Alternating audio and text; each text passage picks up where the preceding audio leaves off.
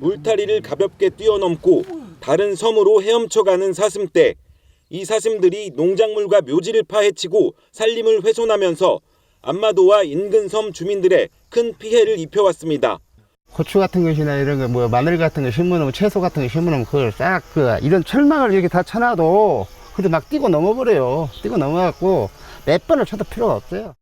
1980년대 녹용 채취를 위해 들여온 사슴 10여 마리가 야생에 유기된 뒤 600여 마리로 불어난 겁니다. 하지만 현행법상 사슴은 가축으로 분류돼 영광군과 주민들은 수렵 등 조치를 할 수 없었습니다. 이 같은 피해에도 환경부와 농식품부는 그동안 서로 소관이 아니라며 대책 마련을 미뤄왔습니다. 결국 지난해 섬 주민들의 집단 민원을 접수한 권익위가 6개월 조정 끝에 해법을 내놨습니다.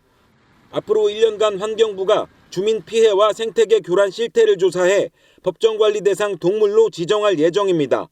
유해 야생동물로 지정이 될 경우는 지자체의 허가를 득한 후에 총기 포획을 통해서 개체수 조절이 가능해지고요. 또 사슴의 인수공통 전염병 등 감염도 조사해 처분 가능성도 살펴볼 계획입니다. 사슴 대규모 번식 원인을 제공한 가축 유기와 관련해선 앞으로 가축 농장 폐업 시 남은 가축을 유기할 경우 처벌하는 규정을 만들기로 했습니다. KBS 뉴스 정재우입니다. 전남 영광에서 배를 타고 들어가면 주민 140여 명이 사는 섬 안마도가 나옵니다. 삼삼오오 몰려다니는 사슴 무리를 어렵지 않게 볼 수 있습니다. 사슴 개체 수가 수백 마리로 늘면서 무엇보다 농작물 피해가 큽니다. 고구마를 심하고 한 4, 5년 동안을 제가 하나도 못 해먹고 말았어요. 그물을 갖다 다 덮고. 그래도 이게 소용이 없어요. 그냥 막 발로 파갖고 주사위를 막 해갖고 다 먹어버리는데 뭐. 한 축산업자가 녹용을 얻기 위해 1980년대 사슴 10여 마리를 기르다 방치하면서 개체 수가 늘고 야생화됐습니다. 산 곳곳이 맨땅으로 변했습니다.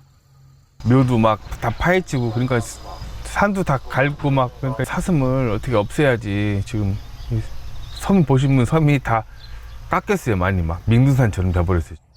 먹이가 부족해지자 사슴들은 안마도 인근 5개 섬으로 헤엄쳐가 새로 털을 잡기도 했습니다. 축산법상 사슴은 가축으로 분류돼 있어 함부로 잡을 수 없습니다. 사슴, 염소 이런 것은 전부 가축으로 들어가가지고 법의 제도가 이거 어떤 총포로 잡을 수도 없고. 권익위가 설문조사를 했더니 안마도처럼 고립된 지역에서 야생화된 가축으로 피해가 생기면 유해 야생동물로 지정하자는데 73%가 동의했습니다. 61%가 총기 등으로 포획하자고 했고 가축 버린 사람에 대한 처벌 강화에는 83%가 찬성했습니다. 하지만 사람 잘못으로 시작된 문제를 동물의 생명 침해로 해결하는 게 타당하지 않다는 의견도 있었습니다. 권익위는 지난달부터 환경부와 농림축산식품부, 영광군과 해결 방안을 찾고 있다고 밝혔습니다. KBS 뉴스 정재우입니다.